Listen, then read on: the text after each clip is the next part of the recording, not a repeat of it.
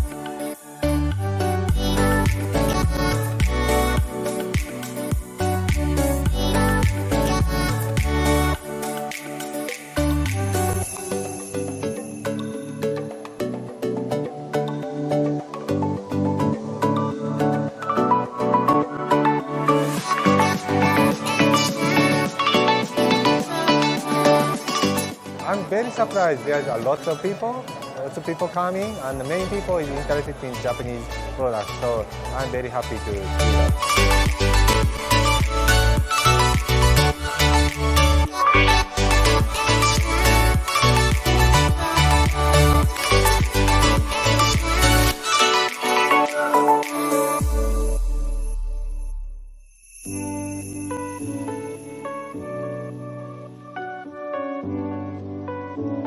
Very fantastic event, and like I said, it's exceeded my expectation. I'm very happy with Lab Indonesia.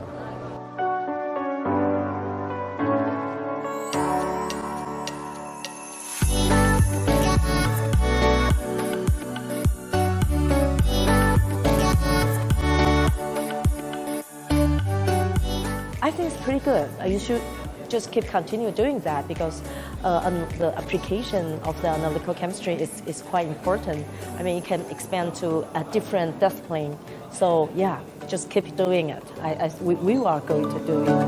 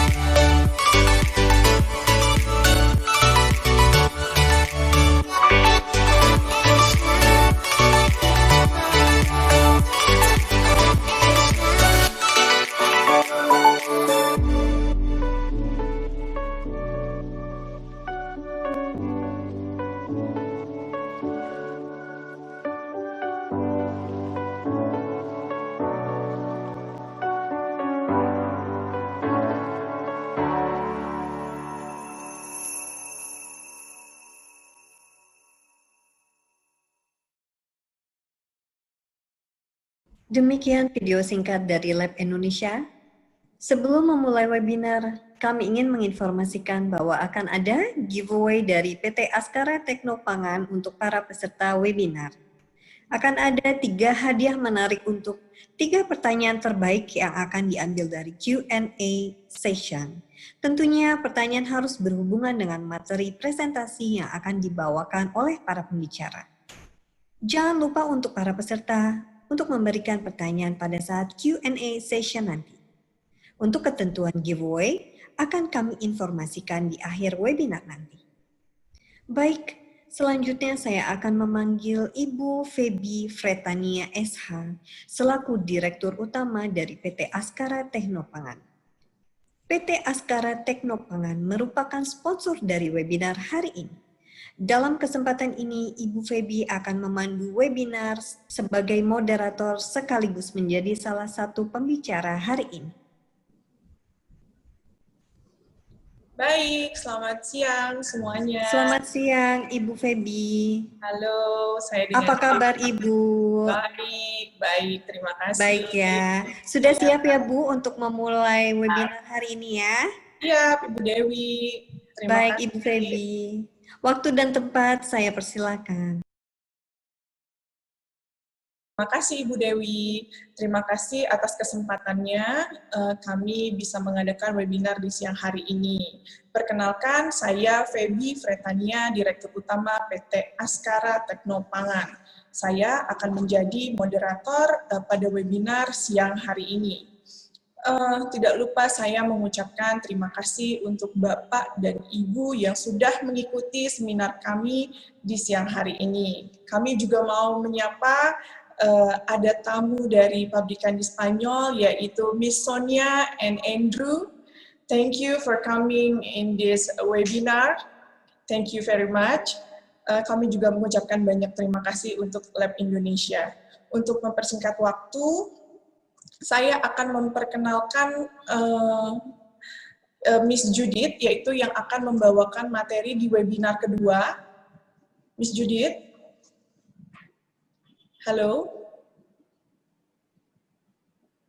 Hi, Judith. How are you? Hello. Hi. Nice to meet you. Hi. Okay, I introduce you to our participant that you will be a presentation in the next PowerPoint after me. Okay. Thank you. This is Miss Judith Santachana from Biosystem. She's a product specialist from Barcelona, Spain. Thank you for joining with us, Judith. Thank you. Okay. To you. Thank you. Okay. Now, my turn to presentation. Okay, Ibu Dewi untuk mempersingkat waktu, dimohon untuk mengeluarkan materi webinar saya.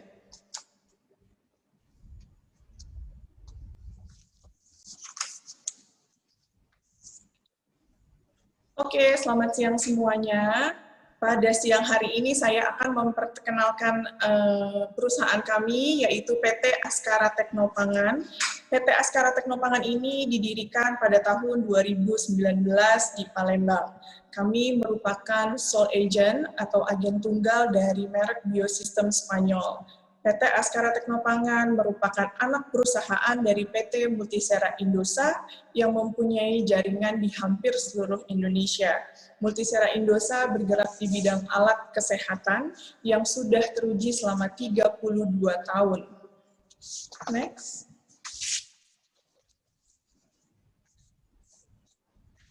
Visi misi dari PT Askara Teknopangan adalah menjadi perusahaan yang terbaik dalam memberikan solusi terintegrasi di bidang food quality analysis, khususnya industri makanan dan minuman. Di sebelah kiri Bapak Ibu bisa dilihat kami tim Askara bersama-sama bergandengan tangan dengan tim Biosystem Spanyol. Oke. Next. Sedikit saya akan menceritakan bagaimana Biosystem Food Quality bisa masuk ke Indonesia. Biosystem Food Quality masuk ke Indonesia itu pada baru-baru ini, tahun 2019. Kami bekerja sama sudah dari tahun 1993 melalui jaringan perusahaan multinasional yaitu Multisera Group. Biosystem sendiri di Spanyol berdiri pada tahun 1981 di Barcelona. Prinsip perusahaan Biosystem adalah berorientasi pada konsumen, kultur based on research, sehingga mereka menghasilkan produk yang berkualitas. Jadi memang Biosystem selalu meriset setiap produk yang akan dia keluarkan. Divisi Food Quality Biosystem itu sendiri sudah dikembangkan lebih dari 10 tahun. Berawal dari produk analisa wine, yaitu enologi, dan saat ini produknya sudah bisa memeriksa banyak parameter dari berbagai sektor industri pangan, seperti sektor perikanan, ikan, dan udang. Untuk food quality yang kami pegang pada PT Askara saat ini akan fokus pada ikan, udang, wine.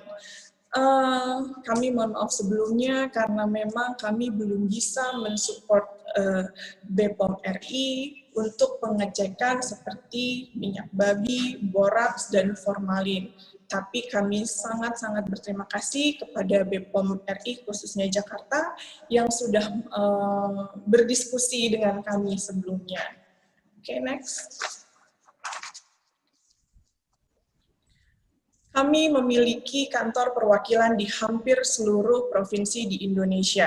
Selama 32 tahun, PT Multisera yang bergerak di bidang alkes sudah memiliki jaringan yang luar biasa besarnya, jadi tidak perlu takut untuk yang berada di wilayah kabupaten-kabupaten, yang daerahnya sedikit terpencil, yang ada di Jayapura, di Indonesia Timur. Logistik kami dengan 30 tahun pengalamannya bisa menggapai daerah-daerah tersebut. Jadi untuk layanan purna jual tidak perlu diragukan lagi karena itu adalah andalan kami. Kami sudah terbiasa selama 30 tahun memberikan layanan purna jual yang maksimal untuk klien-klien kami. Next. Layanan purna jual kami, teknisi kami siap dalam waktu 24 jam. Apabila Bapak dan Ibu memiliki alat kami di pabrikan, dan pabrikannya cukup jauh dijangkau dari kota besar, selama di pabrikan tersebut ada internet, kami bisa maintenance dan menservis dari jarak jauh. Apabila dalam waktu 1 kali 24 jam, alat tersebut belum bisa terselesaikan oleh teknisi kami, maka teknisi kami akan turun langsung ke daerah tersebut. Jadi jangan takut untuk layanan purna jual kami. Teknisi kami ready 24 jam. Untuk spare part, kami menjamin keberadaan spare part dan ready-nya spare part selama 5 tahun ke depan. Reagen akan stabil sampai di tempat. Itu jaminan dari kami, karena reagen biosistem memang sangat-sangat berkualitas dan sangat stabil untuk pengiriman jarak jauh. Next.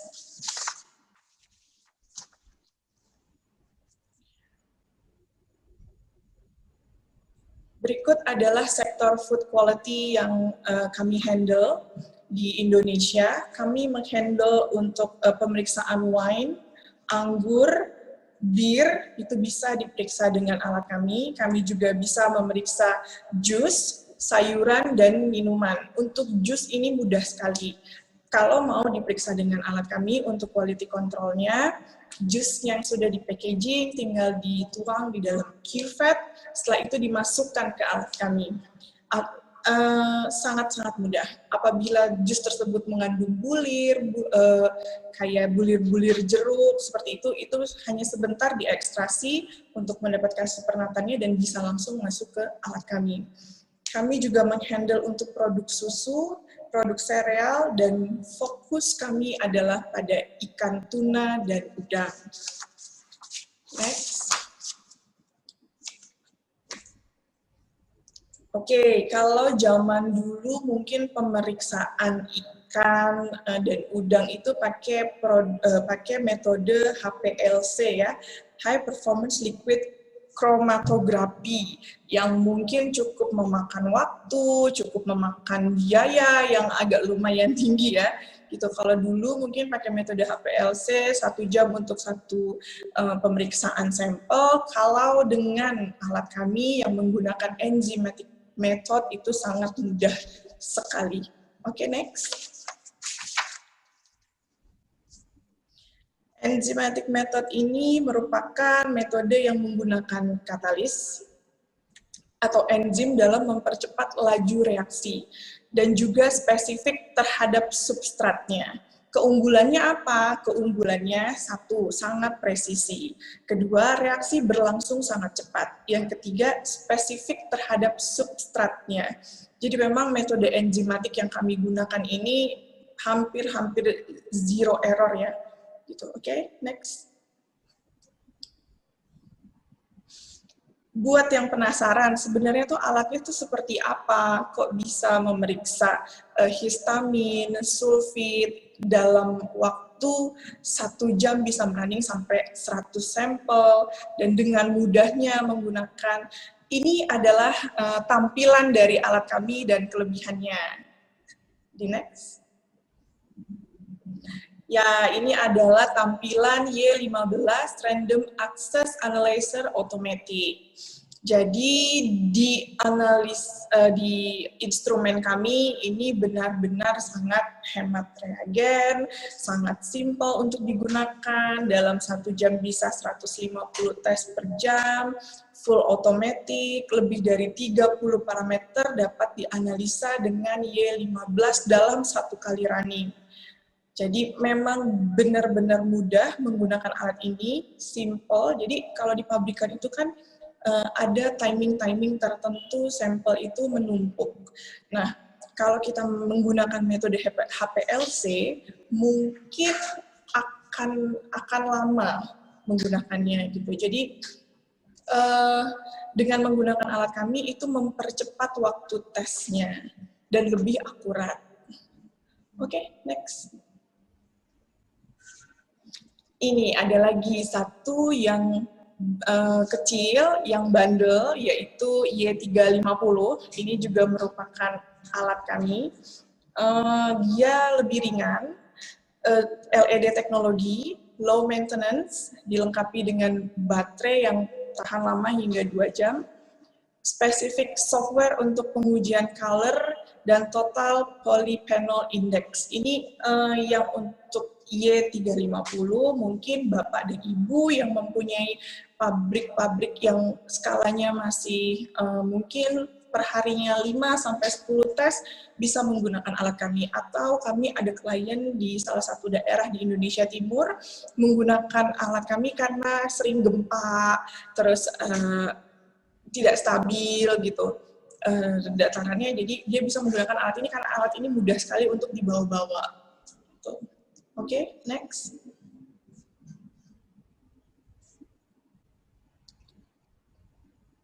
Next. Nah, parameter apa aja sih yang bisa dicek sama alat kami di dalam Y15 dan Y350? Mungkin udah pada penasaran ya, kok bisa 1 jam 30 parameter berbeda running dalam satu waktu. Itu tuh parameternya apa aja, Bu? Nah, ini akan saya taukan parameternya. Nah, berikut adalah parameter yang bisa di-running oleh alat kami. Ada sugar, organic acid, cation, ada parameter, alkohol. Ini yang bisa di-running di alat kami, baik di Y15 maupun di Y350. Next. Reagen ELISA. Kami tidak menjual alat ELISA, tapi kami menjual reagennya. Jadi apabila Bapak Ibu memiliki alat ELISA di dalam pabriknya, di dalam labnya, itu kami menjual reagennya. Berikut ini adalah reagen-reagen yang kami jual di PT Askara Teknopangan. Oke, next Pak. mikotoksin, histamin, ini juga reagen yang bisa running di alat IE15 dan alat IE350 kami. Oke. Rapid test, kami juga memiliki rapid test alergan, histamin, dan mikotoksin.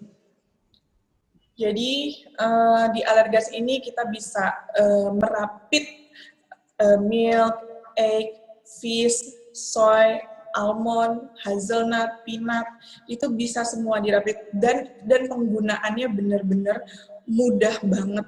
Rapid testnya itu sama kayak rapid test ibu-ibu mengecek kehamilan seperti itulah kira-kira. Nah, histamin pun ada nih rapid testnya, jadi bisa dibawa dan mudah banget dibawa kemana-mana di atas kapal, tiba-tiba nanti di dalam pabrik dadakan harus rapid, itu bisa digunakan rapid test histamin. Oke, next.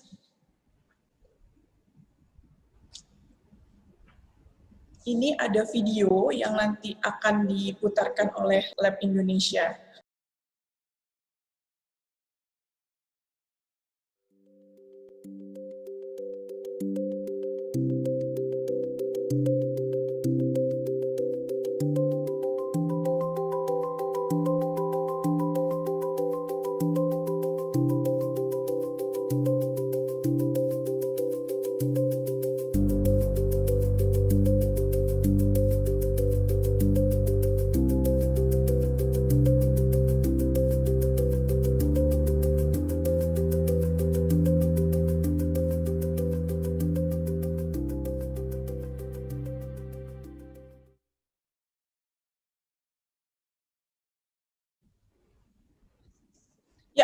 Oke, tadi itu adalah merupakan video dari alat IE15 kami. Kira-kira seperti itu dan sangat mudah untuk digunakan. Saya hanya menjelaskan garis besarnya, siapa kami di Indonesia, kami itu menjual alat apa, dan bagaimana alat kami bekerja, keuntungan alat kami apa. Sudah saya jelaskan dengan penjelasan singkat saya. Untuk selanjutnya akan saya panggilkan Miss Judith. Miss Judith dan Bapak Fikri dan Pak Teguh sebagai translator. Hai. Hai Judith. Hello. Thank you, baby. Yes, hai Pak Fikri, hai Pak Teguh, apa kabar? Baik. Baik. Judith, how are you? I'm fine, thank you. And you? Ready for next? I'm ready for the presentation, yeah. Oke. Untuk mempersingkat waktu, kami persilahkan untuk Miss Judith membawakan presentasinya dengan judul Automatic Method for Histamine Analysis in Fish and Sulfite. Judith, please. Okay, thank you, baby.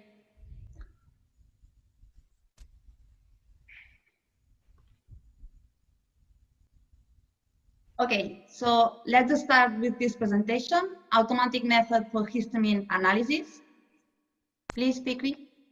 Oke, jadi kita saat ini akan menjelaskan sedikit mengenai automatic method untuk pengujian histamin. Oke, next.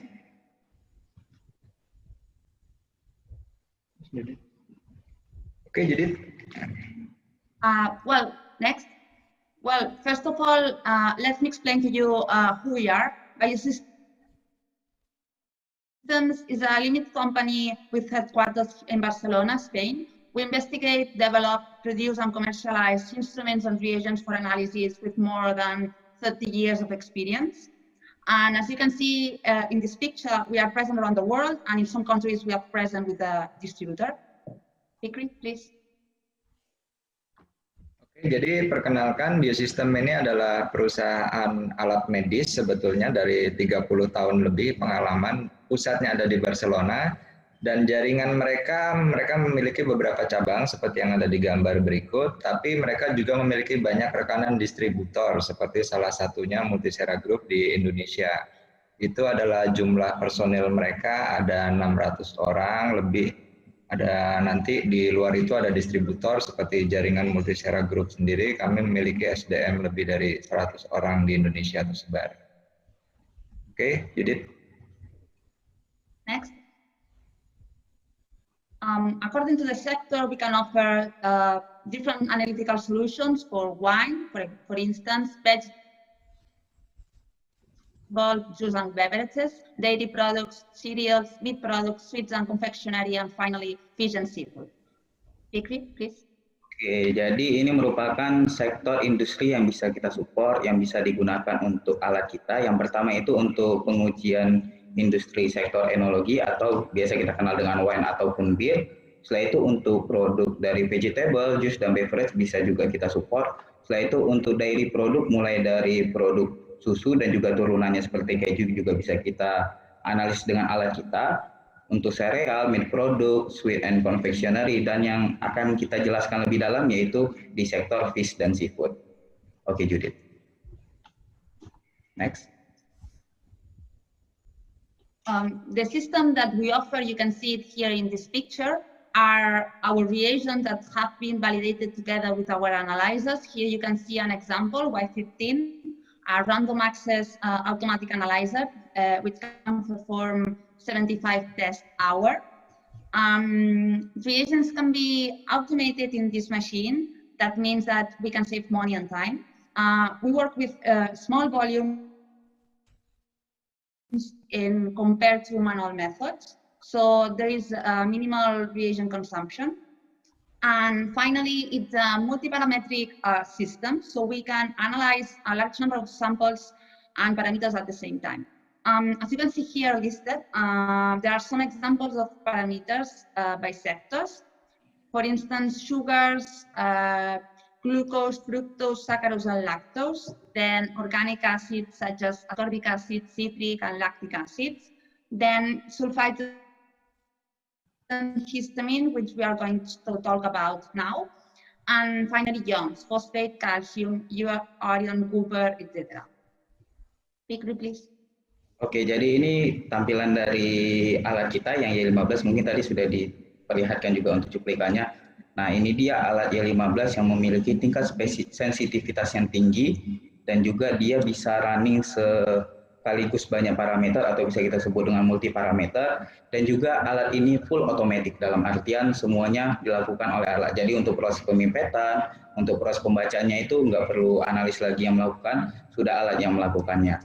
Nah, dan di bawah itu adalah parameter yang bisa kita uji di alat ini. Untuk sugar itu bisa untuk pengujian glukos, fruktos, saccharose, dan juga laktos. Dan untuk organik asid bisa untuk pengujian ascorbic acid, citric acid, dan juga lactic acid. Dan itu ada beberapa parameter lainnya. Dan yang nanti akan kita bahas lebih lanjut yaitu mengenai sulfit dan histamin. Dan yang terakhir untuk pengujian kategori ion seperti fosfat, kalsium, iron, dan juga copper bisa dilakukan dengan menggunakan instrumen kita. Oke, next. Please, Judith. So before starting with histamine, we would like to present you shortly our reagent for sulfite. Sulfites, what are they and why are they measured? It is used as a food preservative or enhancer with an antioxidant effect. It can be present in different forms, and it can be also used in different food matrices. For example, wine, shrimps and other crustacea, meat, jam, biscuits, etc. It should be controlled due to regulation and human health issues, and that's why labeling is mandatory. Sulfite in the European Union is regulated by 2 regulations. You can see it here listed. One of them establishes the limit as an allergen, which is 10 ppm. So values above this value, 10 ppm, can cause an allergy to some individuals. And the other limit as an additive is 100 ppm for fresh, frozen, and deep frozen crustacea. There are other limits higher than this value, but they are for other species. Fikri, please. Oke, jadi ini kita di slide ini menjelaskan mengapa sih sulfit itu perlu untuk diuji, kenapa harus perlu dianalisis, karena dia digunakan sulfit sebagai zat adiktif atau zat tambahan yang berfungsi sebagai zat pengawet pada makanan. Nah, makanan apa aja yang bisa ditambah, yang biasanya umum ditambahkan sulfit? Yang pertama itu untuk wine, untuk crustacean atau jenis udang, setelah itu untuk meat, Setelah itu untuk produk selai dan juga biskuit. Nah, seberapa penting sih kenapa harus dianalisis? Karena memang pengujian sulfit ini memberikan efek tertentu bagi segelintir orang, dalam artian beberapa orang yang hypersensitif terhadap sulfit, apabila mengkonsumsi sulfit dengan kadar yang cukup tinggi, itu akan memberikan efek terhadap kesehatan seperti itu. Nah, dan di sini sebenarnya untuk regulasi sulfit itu ada dua, sebagai alergen dan juga sebagai zat tambahan atau zat adiktif. Untuk alergen sendiri itu kadarnya di 50 ppm, dan untuk sebagai zat adiktif itu di angka 200 ppm seperti itu. Dan ini wajib dilabelkan pada kemasan. Jadi misalnya produk udangnya mengandung sulfit, nah itu nanti di kemasannya wajib dicantumkan bahwa produk ini mengandung sulfit seperti itu. Oke, next. Please, Judith. So if we have a look to our sulfite method. Sorry, next.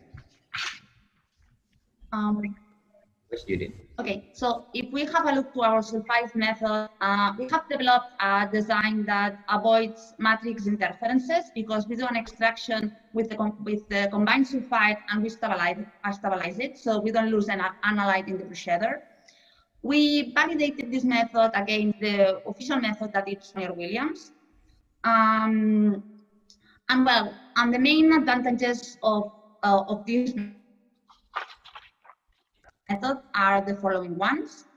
We can perform 300 tests per kit in an automated way with our analyzer Y15. We have long shelf life, around 18 months. Our reagents are ready to use. You can see a picture here of our reagents. It contains a calibrator and an extraction buffer, as you can see in the picture too. It has been validated, this kit, in several matrices, such as raw and cooked shrimp, prawns, etc. And we have high sensitivity with a limit of quantification lower than 10 ppm, concretely 5 ppm. So we are following the regulation of allergens. Quick, please. Oke, jadi ini mengenai metode sulfit kita. Yang pertama, keunggulannya itu minim zat pengganggu. Karena dalam proses pembacaannya untuk metode kita ini, kita bukan hanya membaca kadar sulfitnya. Dapat dilihat pada slide itu ada dua reaksi. Reaksi yang pertama itu nanti yang dibacanya itu sulfit dan juga zat pengganggunya atau si interference. Dan di reaksi kedua, nanti yang dibacanya hanya zat pengganggu. Baru nanti dikalkulasi dan didapatkanlah hasil sulfit totalnya. Untuk hasil sulfit realnya saja. Seperti itu. Jadi memang kita bukan hanya mendapatkan hasil sulfit, tapi untuk zat pengganggunya pun ikut kita baca. Makanya kita bilang untuk meminimalisir zat pengganggu.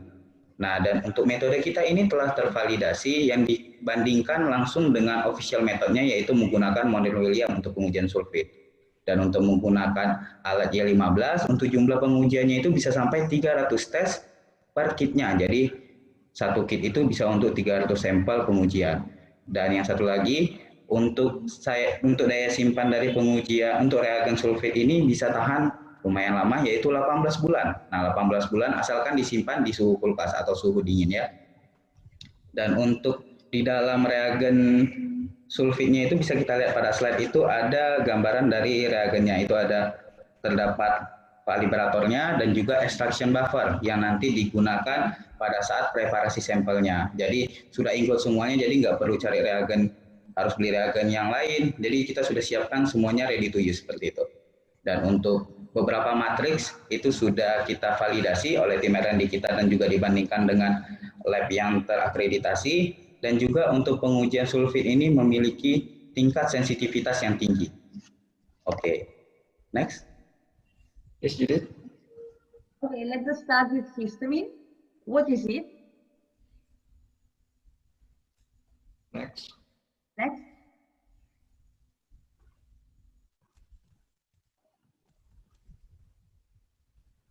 Okay, next. Okay. Please, Judith. Okay. Histamine, what is it? Histamine is a biogenic amine produced by decarboxylation carried out by bacteria. That means that in the sample there is histidine, which is an amino acid that comes from protein, and there is also bacteria on it. most especially when fish is getting spoiled. This biogenic amine, histamine, is not the only amine that we can find in fish, but is one indicator of hygiene in case of fish. And it is also analyzed to avoid risk of human health. Fikri?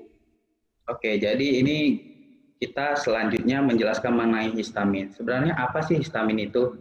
Nah, histamin merupakan zat yang memang sudah ada dalam ikan, tetapi pada saat perlakuannya kurang baik, dia akan meningkat kadarnya. Nah, hal ini disebabkan oleh asam amino yang disebut histidin pada ikan terjadi dekarboksilasi yang disebabkan oleh bakteri. Nah, pengujian histamin ini juga digunakan untuk monitoring hygiene dari produknya.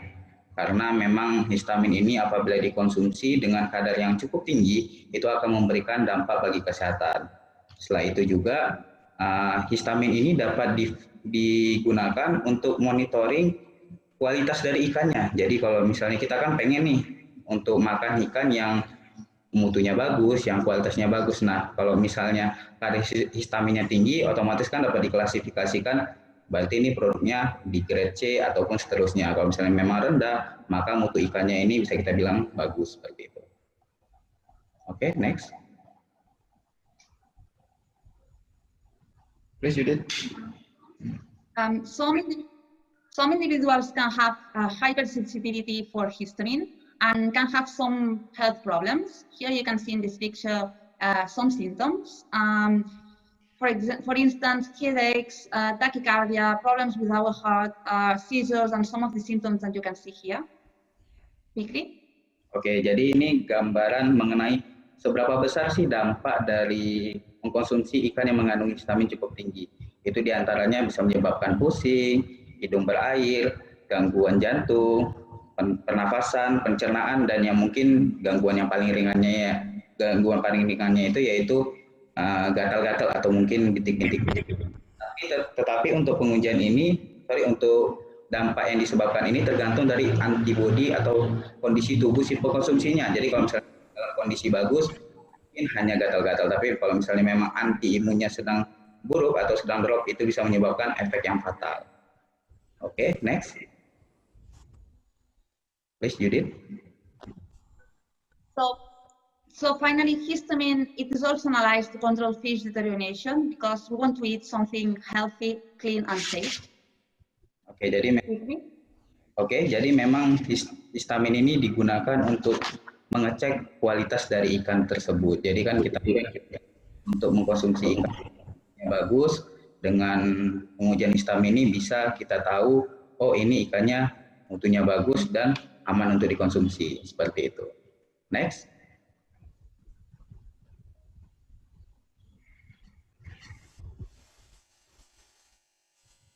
Please, Judith. Yes. So why is it produced in terms of fish? When we get the fish, when after the death, the oxygen supply ceases, and there is a pH reduction because glycolytic system transforms sugars that are inside the fish into lactic acid, and this lactic acid reduces the pH. Also, acid-induced autolysin breaks the main protein contained in the fish, and all the amino acids are released. Also, histidine, the amino acid that is contained in fish. So there are a lot of amino acids released on the fish, and also histidine. So since we have histidine and bacteria in the fish, we get histamine. Histamine is not the only biogenic amine that we can find, as I have said before, in fish, but it's a good indicator to see if fish is healthy or not. Fikri? Oke, jadi di sini dijelaskan gimana sih proses terjadinya histamin ini. Nah, pada saat ikan setelah mati dan kondisi suplai oksigennya itu terhenti, maka gula yang terdapat di dalam ikan, dalam tubuh ikan itu berubah menjadi lactic acid. Nah, itu menyebabkan pH dari ikan yang menurun yang disebabkan oleh sistem glikolitik. Nah, karena kondisi pH yang menurun sehingga menyebabkan pertumbuhan bakterinya meningkat. Nah, saat meningkat, Nah, si autolisin ini, asid indus autolisin ini, dia nanti yang melepaskan protein-protein yang dalam ikan, termasuklah si histidin yang merupakan biogenik amin dari ikan. Dan jadi tidak hanya si histidin yang dilepaskan, tapi beberapa protein lainnya. Tetapi karena memang histidin dilepaskan dan juga si bakterinya ini sudah tumbuh secara cepat, sehingga histidinnya ini terdekomposisi menyebabkan kebentuklah si histaminnya. Jadi memang dari sinilah proses terjadinya histamin seperti itu. Oke, next.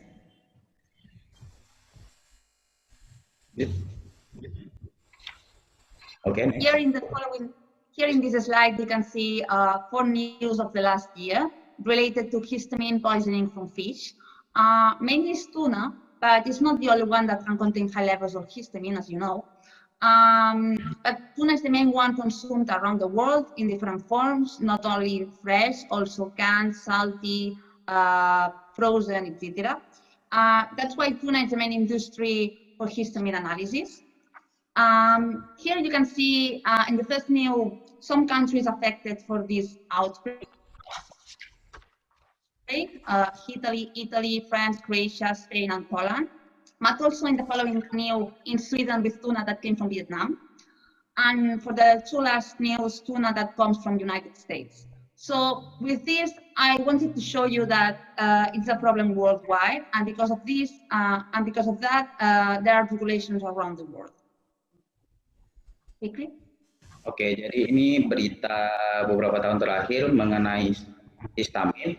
Ini merupakan dampak mengkonsumsi histamin yang cukup tinggi ya. Jadi memang ada untuk di beberapa negara seperti Italia, Prancis, Kroasia dan beberapa negara lainnya itu mereka selalu mengupdate mengenai isu ataupun melaporkan mengenai dampak yang dari makan untuk mengkonsumsi histamin secara tinggi. Jadi memang di sini bisa kita lihat ini bukan untuk skala nasional, tetapi memang untuk skala nasional. Jadi memang udah global, mereka lebih aware terhadap histamin. Jadi untuk Bapak, Ibu, dan rekan sekalian, para pelaku pabrikan, memang untuk pengujian histamin ini kita tahu memang sangat penting. Dan juga memang hampir setiap negara ekspor itu membutuhkan report untuk hasil analisis dari histaminnya. Jadi memang ini merupakan pengujian yang sangat penting histamin pada sektor tuna seperti itu.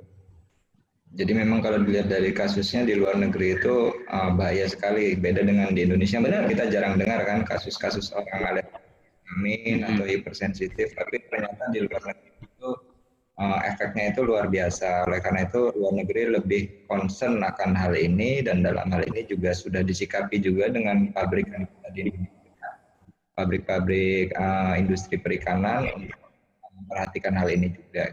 Iya, benar-benar seperti itu. Memang ini pengujian histamin ini bukan hanya untuk skala nasional seperti kita bilang. Mungkin kalau misalnya di Indonesia untuk kadar histamin apabila kita mengkonsumsi cukup tinggi mungkin hanya gatal-gatal paling tidaknya, tapi untuk di luar negeri sendiri ini kan sangat riskan. Jadi mereka beberapa negara sangat-sangat concern untuk di bidang histamin seperti itu. Oke, jadi next. So these regulations are regulations from the European Union and FDA from the United States, but regulations that you know are present around the world. So every single country that is handling tuna or any other fish species that may contain high levels of histidine should analyze this biogenic amine. The European regulation is not only important in the local market, it is also important because this tuna market is a global one. So if we are exporting tuna or we want to sell tuna to any European Union country, you need to follow these regulations too. This regulation, the first one, it's about microbiological criteria for foodstuff. And as you can see, it is mentioned histamine, and it is established a limit of 100 ppm measured with HPLC, which is the official method in the European Union for determining histamine, and a maximum level of 200 ppm for fish treated with enzymatic maturation. It is true that everybody wants to reach values under 100 ppm, and that is because in United States the limit is established on 50 ppm for fresh canned fish. Well, let's say the usual fish that we used to eat. And as 50 ppm is the strictest value, some factories may want to reach this value instead of 100 ppm. Fikri, please. Oke, jadi ini merupakan regulasi untuk Uni Eropa dan juga USA. USA mengadop dari FDA. Dapat kita lihat untuk regulasi yang ditetapkan oleh Uni Eropa itu limit dari kadar yang diperbolehkan yaitu 100 ppm. Sedangkan untuk FDA untuk Amerika sendiri yaitu 50 ppm. Memang di sini terdapat perbedaan karena memang setiap negara itu biasanya memiliki ketentuan mereka masing-masing. Jadi regulasi mereka masing-masing memiliki kadar maksimal untuk diperbolehkan ekspor di negara mereka. Bisa kita lihat juga untuk apabila menggunakan mengacu untuk Uni Eropa itu berarti untuk negara-negara Eropa, dan apabila mengadop untuk Uni Eropa metode yang official dari mereka yaitu HPLC, tetapi memang beberapa negara memang mereka memiliki apa itu bisa disebut regulasi dari tiap negaranya mereka sendiri seperti itu. Oke. Next.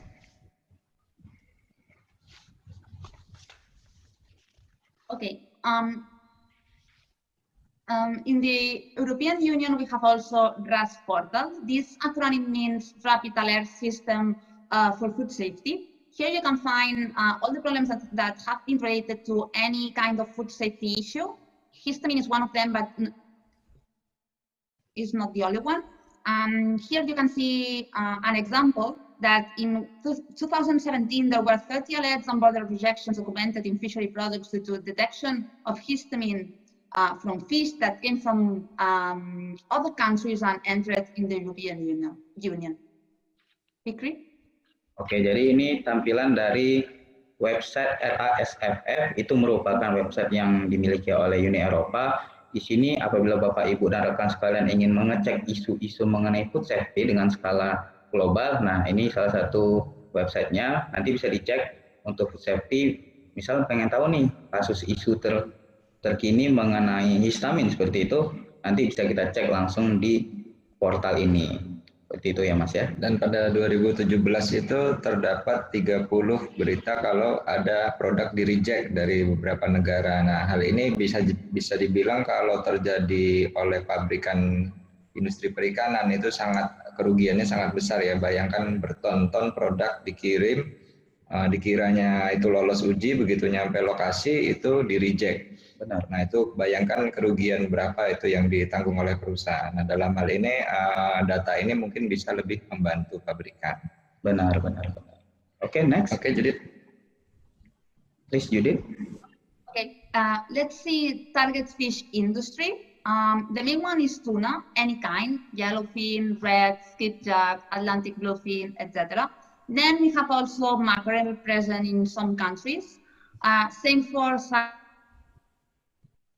sardines, anchovies, and salmon.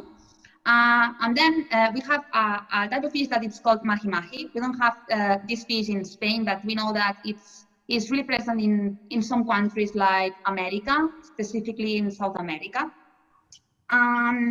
With this slide, I would like to highlight that fish industry is a big industry, and sometimes we can find big industries that can analyze from 60 up to 300 samples a day. Please speak, please. Oke, jadi untuk pengujian histamin ini memang sektor industrinya lumayan banyak, tapi yang paling utama itu untuk pengujian di ikan tuna, karena memang konsumsi tuna di seluruh global itu sangat tinggi, jadi memang hampir sebagian pabrik-pabrik itu memproduksi untuk pengujian tuna, dan tuna ini memiliki kadar histamin yang bisa kita bilang cukup tinggi apabila perlakuannya kurang baik. Jadi memang harus concern untuk pabrik-pabrik pengolahan ikan tuna baik di bidang pengujian analisis histamin. Tetapi selain dari ikan tuna, ada beberapa ikan jenis lainnya yang juga mengandung histamin, seperti makarel, sarden, ikan teri, dan juga salmon serta mahi-mahi. Dan seperti yang saya katakan juga, untuk industri besar yang concern terhadap histamin, biasanya itu pengujian sampel per harinya itu bisa sampai dari 60 sampai 300 sampel per harinya. Itu untuk industri besar yang memang concern terhadap histamin. Karena memang dari concern itu biasanya mereka benar-benar satu sampel itu bahkan bisa dipecah, satu ikan bisa dipecah jadi 2 sampai 3 sampel, atau satu produksi itu bisa diambil 10 sampel. Nah itu makanya tadi kami pakai istilah itu yang concern. Nah dalam hal ini Indonesia yang sampai saat ini masih menjadi eksportir tuna terbesar nomor 1 di dunia, itu harapannya sudah pasti menggunakan standar-standar yang ditentukan oleh AOAC. Dalam hal ini untuk concernnya saya yakin pabrikan Indonesia juga sangat memperhatikan oleh. Oke, jadi next. Let's talk about analytical methods. Okay, the worldwide official method is fluorometry, an old manual method, a little bit tough to perform. Then we have HPLC is the official method in the European Union and some countries. Following immunoassay, where we can find ELISA, but also rapid test. But rapid test never gives you a quantitative result. Then we have biosensors, and finally enzymatic methods. That is our method. Fikri? Oke, ini beberapa metode untuk pengujian histamin yang digunakan di seluruh dunia ya. Yang pertama itu ada fluorometri. Ini merupakan metode yang memang sudah dapat lisensi dari AOAC, tapi ini metode yang bisa kita katakan metode lama seperti itu. Dan juga setelah itu ada HPLC, merupakan metode yang official untuk regulasi di Uni Eropa. Setelah itu ada immunoassay untuk ELISA dan rapid test. Seperti yang di slide Ibu Feby Fretania tadi, kita juga bisa support untuk reagen ELISA dan juga rapid testnya. Tapi kan kalau untuk rapid test ini memang hanya pengujiannya itu kualitatif, jadi hanya positif negatif. Sedangkan apabila untuk yang mendapatkan kadar pastinya itu bisa menggunakan instrumen kita Y15 seperti itu. Dan untuk metode berikutnya ada biosensor, dan inilah metode yang kita gunakan yaitu enzymatic method. Ini enzymatic method, metode yang terbarukan, yang cepat dan juga akurat pastinya.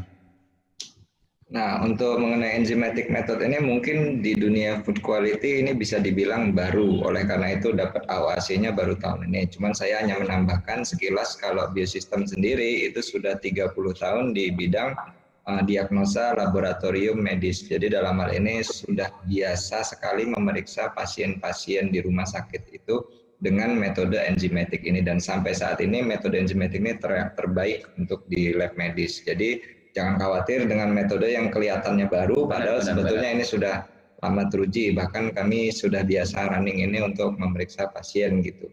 Jadi kalau di bidang yang ini memang karena baru masuk ke sektor ini saja gitu. Baru sekarang ini. Oke, Judith. Oke, next. Well, here you can see a comparison table with the main methods for quantifying histamine. Our enzymatic method is the first one, biosystem enzymatic, consists on an automatic liquid reagent using an enzyme that is called histamine dehydrogenase, and the measure is done by potentiometry.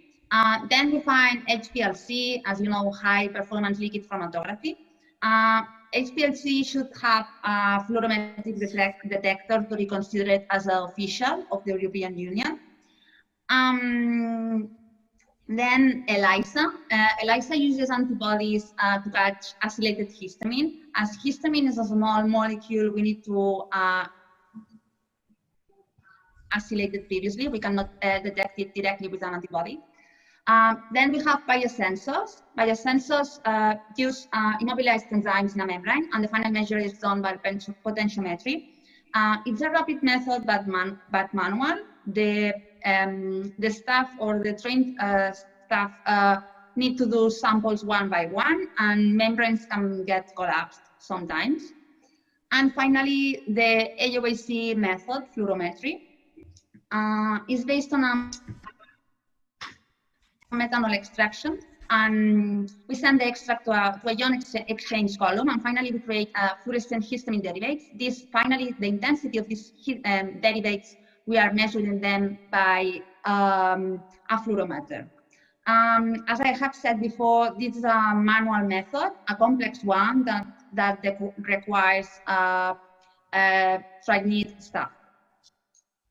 Well, if we have a look on the first row, instrument cost, every method needs an instrument in order to read the final result. And our instrument cost is medium low compared to the others. Regarding disposable cost, in our case, is very low because we have adjusted the number of analyses per kit, so you don't need anything else. We only do the extraction with water rather than other methods like HPLC that uses organic solvents. The number of tests per kit is the biggest one. If we use the automated way, we can perform around 400 tests per kit. The analysis time is very fast, also compared to the manual ones. It's less than 1 minute. In less than 1 minute, you can have the result of your sample, rather than manual methods. For example, HPLC can take over 30 minutes, and ELISA between 30 and 60 minutes. Sensitivity is very high. We have established our limit of quantification around 10 ppm, but as I have said before, we can read below this value too. Usability is very simple. You have seen before a video of our analyzer, Y15, and in a while you will see 2 videos more. One of them showing you the extraction procedure that you will see is very useful, and then a video of the software of our analyzer. And finally, and the most important, this year we had AOAC certification, well, 1 month ago. So we are now, let's say, we can say that our method is robust and reliable for testing histamine in tuna and other fishery products and species. Fikri?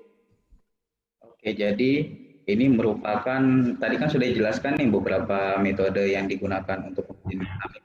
Nah, ini tabel untuk perbandingannya, tabel komparasinya bisa dilihat untuk biosistem enzimatik. Kita itu menggunakan enzimatiknya itu di histamin dehidrogenas. Jadi memang si histamin dehidrogenas nanti yang merubah si reaksinya dan juga mempercepat. Lalu nanti ada reaksi chemicalnya untuk perubahan warna yang nanti dibaca oleh lalu nanti dibaca fotometri. Nah, sedangkan untuk HPLC dia menggunakan detektor fluoresan karena memang mengacu untuk pengujian si histamin ini menggunakan detektor fluoresan. Dan untuk ELISA bisa dilihat dia memang menggunakan antibodi dalam responnya. Dan untuk biosensor itu pembacaannya menggunakan potensiometri, dan untuk fluorometri ini metode yang memang sudah dapat awasi, tapi itu metode lama, itu menggunakan metanol sebagai ekstraksinya, lalu nanti diubah dalam bentuk fluorescen lalu dibaca dengan fluorometer seperti itu. Dan juga untuk instrumen kosnya apabila menggunakan alat dari biosistem enzimatik, kita kategorikan murah sampai menengah. Karena tadi kan ada 2 jenis alat nih, ada yang Y350 dan juga yang Y15. Dan juga dapat dibandingkan dengan beberapa metode lainnya untuk disposable cost-nya, karena kita memang untuk disposable cost ini kita bisa bilang sangat murah, karena untuk disposable cost-nya itu biasanya hanya pembelian sampel cup dan juga untuk rotornya di saat alatnya running. Jadi dalam instrumen kita biasanya hanya itu saja untuk disposable-nya, tidak ada yang lainnya, jadi memang bisa dikategorikan murah.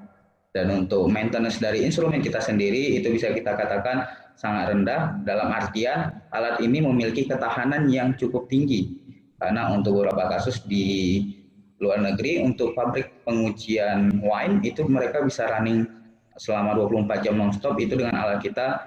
Hanya perlu kondisi si instrumennya ini lingkungannya baik, maka instrumennya ini jarang mengalami trouble. Dan juga untuk yang sangat-sangat luar biasa ya, untuk ketahanan reagen kita. Dengan reagen kita yang sangat luar biasa ini bisa tahan sampai 2 tahun untuk kestabilannya. Jadi memang banyak parameter, ada yang 18 bulan, ada yang 2 tahun. Cuma memang banyak yang 2 tahun itu expire. Daya simpannya lebih lama seperti itu, asalkan disimpan di suhu kulkas. Nah, dan juga untuk jumlah pengujiannya apabila menggunakannya otomatis itu bisa sampai 400 tes per kitnya. Nah, itu kan sangat banyak ya, untuk satu kit saja bisa sampai 400 tes per kitnya. Dan untuk yang manual, kita bisa sampai angka 100 tes per kitnya. Ini sorry Vic, jadi ini saya jelaskan itu di dalam kit yang sama.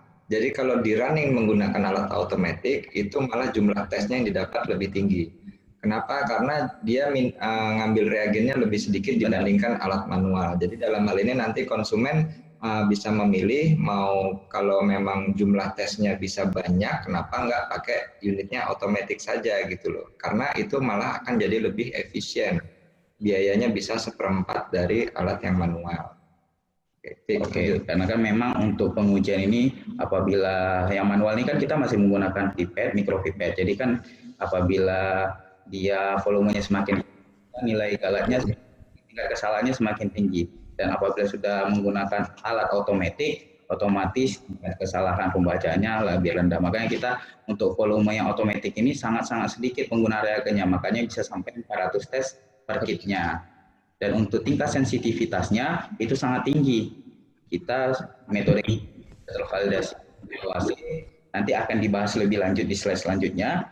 Dan juga yang sangat penting, karena kan kita selaku analis terkadang kan kita bahan yang berbahaya, bahan-bahan organik, larut organik apabila terkonsumsi apabila terpapar terlalu banyak kan nggak baik nih buat kesehatan. Nah, dengan alat kita, dengan biosistem enzimatik, kita hanya menggunakan air sebagai pelarutnya. Jadi memang kita nggak perlu nih organik solvent lainnya yang bisa membahayakan bagi kesehatan. Dan juga untuk user interface-nya atau penggunaannya ini sangat simpel. Memang ini sudah robotik semua, jadi kita nggak perlu proses pempetan, proses apapun, dan juga saat proses pemrograman di software juga sangat gampang seperti itu.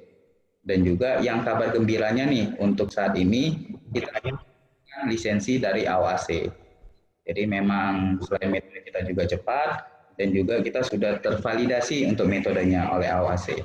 Jadi dengan beberapa kelebihan ini yang biayanya dari mulai biaya alat, biaya consumable, dan biaya perawatan itu bisa dibilang rendah semua. Cuman bukan berarti kualitasnya rendah, justru kualitasnya tinggi. Jadi dengan kualitas tinggi, biayanya rendah, waktu pemeriksaannya jauh lebih cepat, dan akurasi presisi yang lebih tinggi. Jadi kami rasa alat ini memang benar-benar memiliki spek yang bisa dibilang mengalahkan metode lain. Benar. Okay, next Judith. Okay, if we go deeply into the topic, biosystems method, it's an enzymatic and chemical method automated in Y15. We are using an enzyme, histamine dehydrogenase, and then there are 2 completed reactions that finally lead us to a colored complex that we can read at 420 nanometers. It's a very specific reaction and has the following advantages. The reagents are ready to use. As you can see here in this picture, you don't need to mix anything. They have a long shelf life, around 18 months. We have 5 calibrators for this kit because the behavior is not linear. Then the range is between 10 and 200 ppms. But our systems allows you to do pre-dilutions and post-dilution if you have samples above 200 ppms. For example, fish meal that sometimes can have values ranging from 200 up to 500 ppms. With this kit, we can perform more than 400 tests per kit in an automated way. And we don't have a competitor available with the same system. So with this principle of this method and the possibility of automating this with one instrument, as well as having the reagent ready to use and validated together with our analyzer. Fikri? Oke, jadi ini dia gambaran dari reaksi yang terjadi saat menggunakan reagen dari kita. Nah, itu bisa kita lihat dia menggunakan dua reaksi. Yang pertama itu nanti si histamin dehidrogenase sebagai enzimatik, yang lalu nanti diubah lagi menjadi zat berwarna formazan. Ini jadi ada dua reaksi, yang pertama enzimatik, yang kedua chemical. Chemicalnya untuk merubah menjadi bentuk formazan yang nanti dibaca dengan panjang gelombang 420 nanometer. Nah, bisa dilihat juga itu adalah gambaran dari reagen kita. Jadi dia reagennya ini sudah siap pakai. Jadi untuk nggak perlu lagi nih proses pencampuran antara reagen A, reagen B, karena kita memang sudah siapkan semua reagennya itu sudah ready to use. Dan yang paling penting, reagen ini stabilnya sangat tinggi karena bisa tahan sampai 2 tahun. Nah, di dalamnya juga itu terdapat kalibrator yang berfungsi nanti saat running di instrumennya. Jadi bisa kita katakan sebagai standarnya, karena memang untuk pengujian histamin ini dia tidak linear, jadi kita menggunakan 5 kalibrator. Nah, dan untuk range pembacaannya ini bisa sampai 10, untuk range pembacanya bisa di angka 10 sampai 200 ppm. Nah, terus ada yang bertanya, kalau misalnya dia di atas 200 gimana nih? Nah, itu kan bisa tinggal kita dilusi atau kita encerkan si sampelnya, karena ada beberapa sampel seperti fish meal itu biasanya kadar konsentrasi histaminnya cukup tinggi. Jadi apabila memang ingin tahu juga kadarnya, bisa kita dilusi terlebih dahulu, baru nanti dibaca di alat kita. Dan seperti dijelaskan tadi, untuk alat Y15 ini atau yang otomatis, dalam satu kitnya itu bisa sampai 400 tes. Jadi sangat banyak sih kalau misalnya saya rasa untuk satu kit saja bisa sampai 400 tes dalam satu kitnya. Nah, ini merupakan beberapa keunggulan dari kita ya Mas ya untuk reagennya. Jadi reagennya benar-benar hanya alat dan reagen. Sudah cukup reagennya, cukup satu kit itu sudah bisa running produknya. Jadi tidak ada bermacam-macam reagen gitu. Lalu yang mengenai 10 sampai 200 ppm sebetulnya jarang ada lab yang akan atau meluncing produknya apabila sudah melebihi 200. Jadi itu sebetulnya hanya untuk yang penasaran saja. Ini sebetulnya berapa sih gitu loh, kok 200 lewat gitu loh. Padahal sebetulnya kalau misalnya itu diekspor kan nggak umumnya kan tidak menerima banyak negara itu. Jadi dengan spek seperti ini reagennya habis itu di bidang enzimatik ini jadi tidak ada kompetitornya kami. Oke, Judith. Next. On the following slide, you can see some information regarding the validation process for AOC approval. The limit of quantification, 10 ppm, and then the limit of linearity, 200 ppm. Then the first table, the metrological characteristics, and the second one is an example of two spike concentration levels, 10 and 50 ppm of these samples. This is only an example, as I have said. We have tested more than these samples and more concentration levels. The number of replicates, 5, and the corresponding error. Fikri? Oke, ini merupakan tabel dari hasil validasi metode histamin kita. Nah, dapat dilihat juga itu sudah dicantumkan untuk limit of quantification atau limit metodenya yaitu di angka 10 mg per kilogram atau 10 ppm. Nah, ini kan ada dua nih, ada ST1, ST2. Nah, kalau misalnya ST1 ini khusus untuk produk perikanan, untuk ikan tuna, sedangkan ST2 ini untuk sampel yang berbeda juga. Nah, untuk range pembacaan dari untuk metode kita yaitu di angka 10 sampai 200 mg per kilogram, dan ini sudah dicoba juga oleh tim R&D dari Biosystem, dan ini adalah beberapa matriks sampel pengujiannya. Ada untuk ikan tuna fresh, ada ikan tuna dalam kaleng, dan itu mereka melakukan pengujiannya dengan 2 konsentrasi. Ada dengan konsentrasi 10 ppm dan ada juga dengan 50 ppm sebanyak 5 kali pengulangan dan didapatkanlah persen RSD-nya. Jadi memang metode kita ini sudah tervalidasi baik itu oleh dari tim riset kita sendiri, oleh dari Biosistem Spanyol dan juga sudah tervalidasi oleh si AOAC. Oke, next. Oke, Judith. Okay, our validation was done in an independent lab, which is called ANFACO. It's a Spanish laboratory for fish products AOAC approved. Here in this table, you can see the validation that they have done. They have compared HPLC, the official method of European Union for histamine, against our automated method, Biosystems Y15 histamine. Here you can see the results, the comparison results are very accurate. For instance, raw mackerel 34 for HPLC, 39 for histamine, spiked HPLC 61, and Biosystems method 64, and so on. Fikri? Oke, ini merupakan hasil dari perbandingan antara alat kita Y15 Biosistem dibandingkan dengan HPLC yang dilakukan oleh independent lab dari Spanyol yaitu ANFACO. Nah, dapat dilihat untuk sebelah kiri itu merupakan sampel matriksnya, itu ada beberapa sampel yang digunakan seperti untuk makarel segar dan juga dan bisa dilihat untuk hasil ANFACO menggunakan HPLC itu didapatkan konsentrasi sebesar 34 ppm, sedangkan untuk Y15 kita mendapatkan 39, dan untuk yang makarel telah di spike itu memang hasilnya bisa kita bilang tidak terlalu jauh. Jadi memang antara metode yang digunakan alat kita dan juga metode yang digunakan oleh ANFACO yaitu memang tidak memiliki nilai yang signifikan berbeda seperti itu ya Mas ya. Jadi kurang lebih sama antara HPLC dan nilainya tidak jauh berbeda. Iya, seperti itu. Oke, next.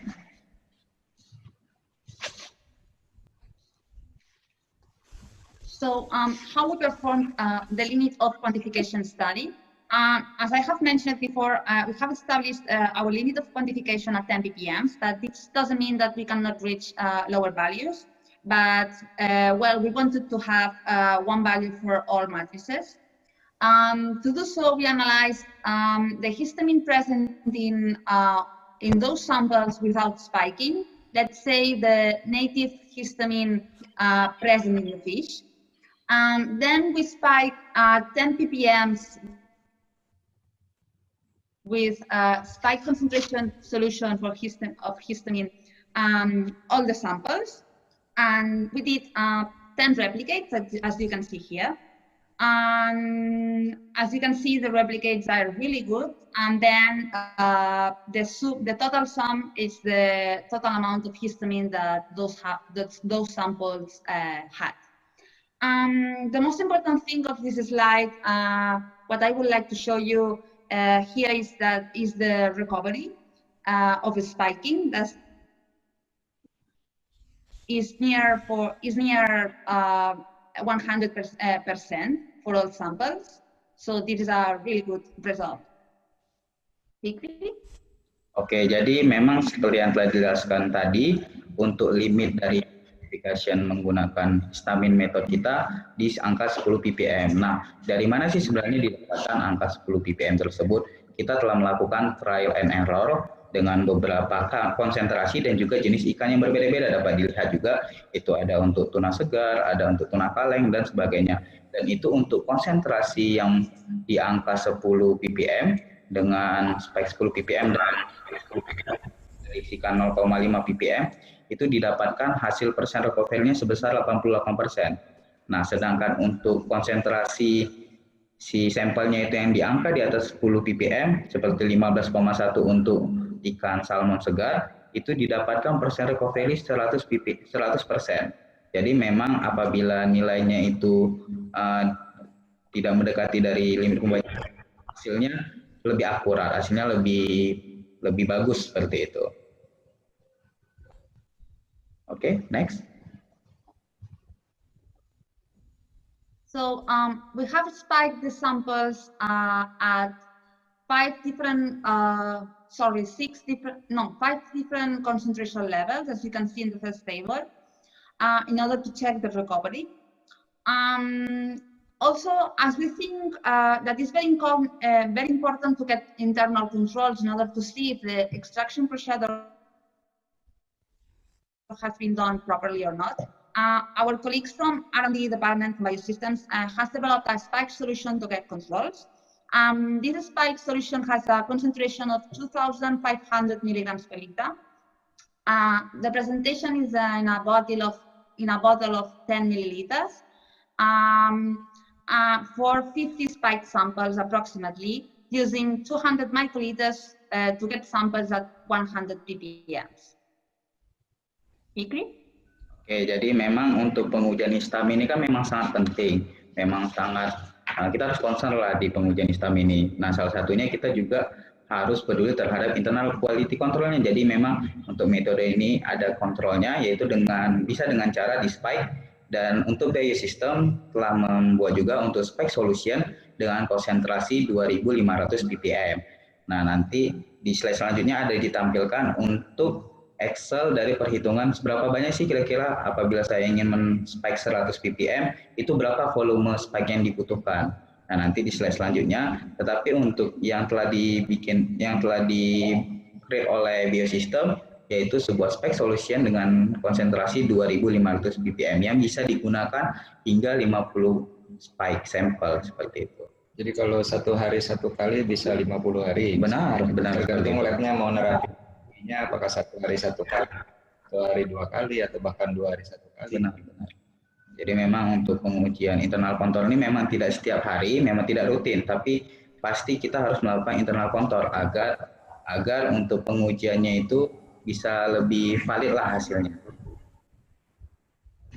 Oke, bisa di next. Oke, Judith. Okay, so we have also in mind providing an Excel for calculations like this one, but more official. It is very important before spiking the sample, taking into account the negative histamine present in the fish, as you can see here in this example. For instance, 10 ppm, then we add the grams of the extraction procedure, 5 grams normally. Then the concentration of the spike solution to 2,500 milligrams per liter. Then the spike concentration that we want to reach, 100 ppm for example. And then this Excel sheet will give us automatically the microliters of spike solution that we need to add to the sample in order to get or to reach 100 ppm. Fikri? Oke, jadi ini yang tadi seperti Excel dari spike solution yang di-create oleh Biosystem seperti itu. Jadi nanti memang sudah ada format Excel-nya. Jadi apabila kita ingin men-spike konsentrasi, anggaplah contoh seperti di Excel ini, kita ingin spike konsentrasi histaminnya sebesar 100 ppm dan kita menduga untuk kadar histamin pada ikan tersebut 10 ppm. Nanti cukup di-input saja. Setelah itu untuk sampel yang ditimbang sesuai dengan prosedur kita yaitu 5 gram. Lalu ini adalah konsentrasi dari spike solutionnya yaitu sebesar 2.500 ppm. Nah, nanti setelah itu akan muncul hasil kira-kira berapa sih volume yang perlu kita spike untuk kita tambahkan ke ikannya. Jadi langsung sudah dapat nih nilainya, jadi nggak perlu repot-repot ngitung lagi. Jadi kalau misalnya dalam perhitungan ini kita ingin mendapatkan 100 ppm, untuk 100 ppm spike-nya, nanti kita tambahkan sebesar 200 mikroliter untuk spike solution yang ditambahkan ke ikan. Baru nanti hasilnya, maka nanti akan kebaca langsung untuk persen total recovery-nya atau persen perolehan kembalinya. Jadi memang Biosystem sudah menyiapkan ini semua untuk mempermudah juga para pabrikan internal quality control-nya. Oke, seperti itu. Oke, next. Okay, focusing in the extraction procedure for the treatment and preparation of the sample, we have followed AOEC recommendation that is 937.7. for fish and marine products. Here you have an example of the explanation for fresh fish, but it is also for any kind of final product like canned, frozen, fillet, dry salted, etc. Fikri?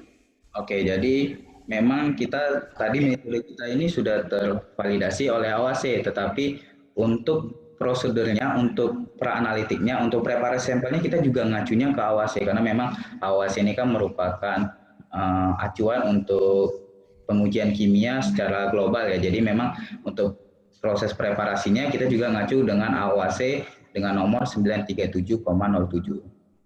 Jadi memang semuanya kita tervalidasi lah, mulai dari metodenya dan juga untuk preparasi sampelnya kita juga ngacunya ke standar internasional. Dan pastinya pabrik-pabrik pasti juga menggunakan standar ini. Benar, karena kan untuk skala ekspor pasti ngacunya Indonesia juga nih, tapi kan untuk skala internasionalnya juga ngacunya ke AOAC seperti itu. Oke, next. Okay, now we're going to play a video in order to show you the extraction procedure we follow through our method.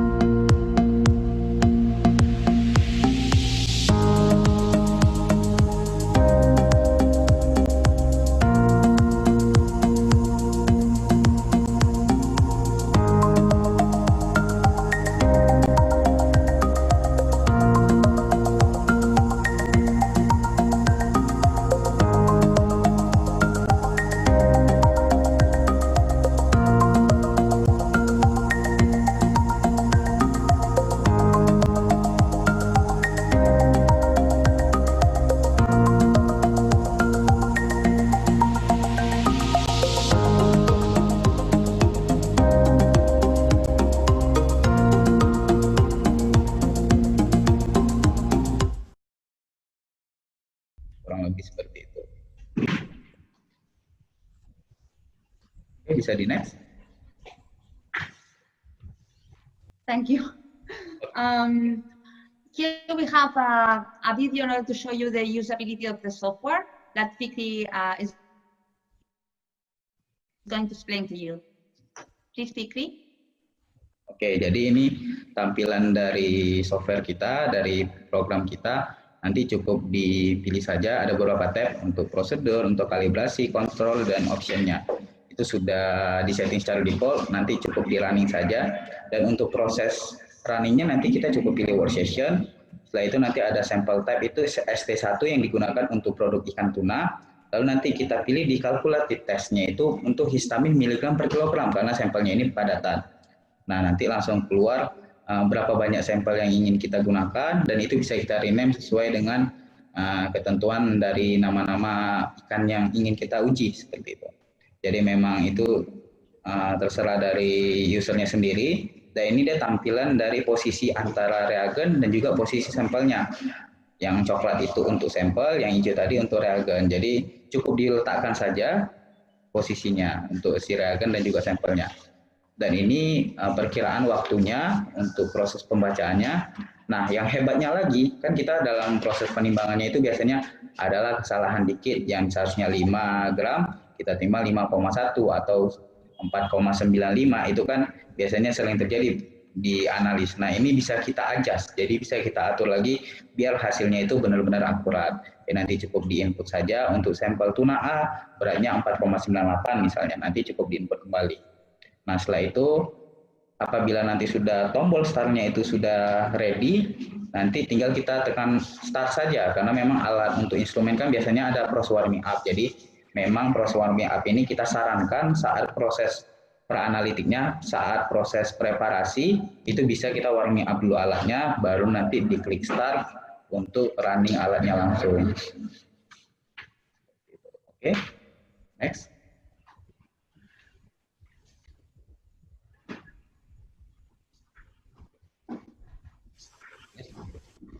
Okay, this is our license number 072001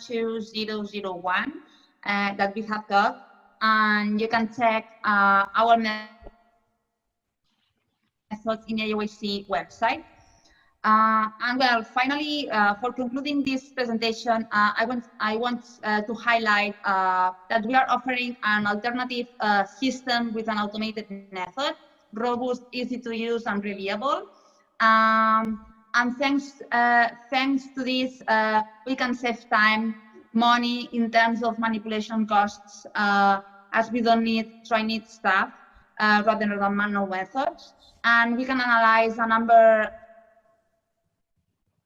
big number of samples and parameters in a short period of time. And well, thank you so much for your attention. Fikri? Oke, jadi ini adalah nomor registrasi AOAC-nya.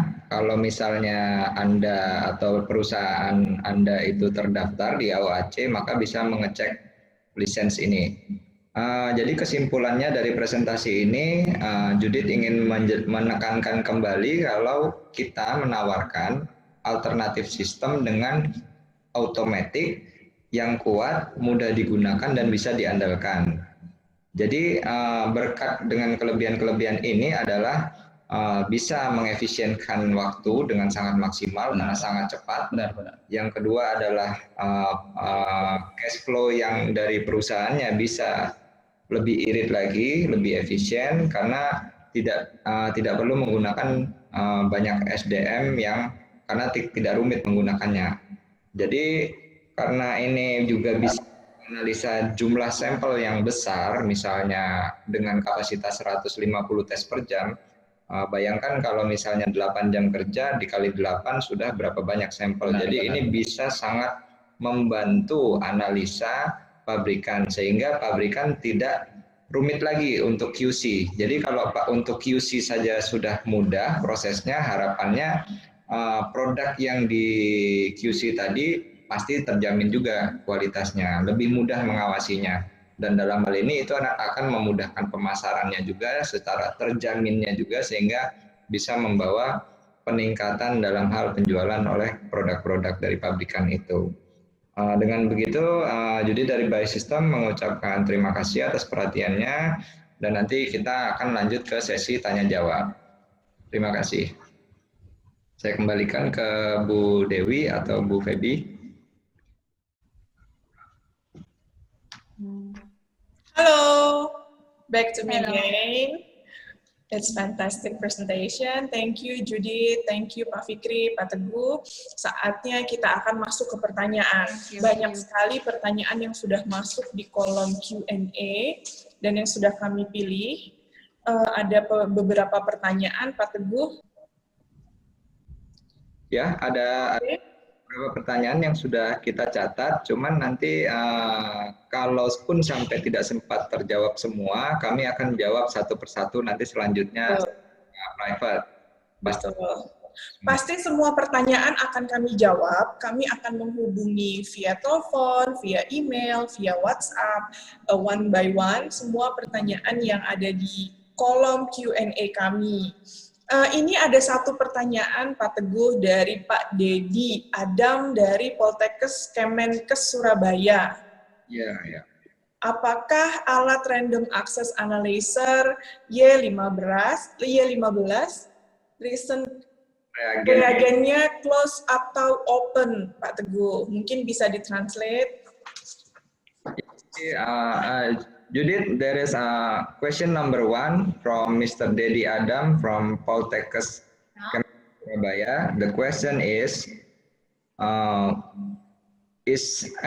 Y15 random access analyzer using closed system of reagent or open? It's an open system. You can modify, add techniques. It's an open system. It's open system.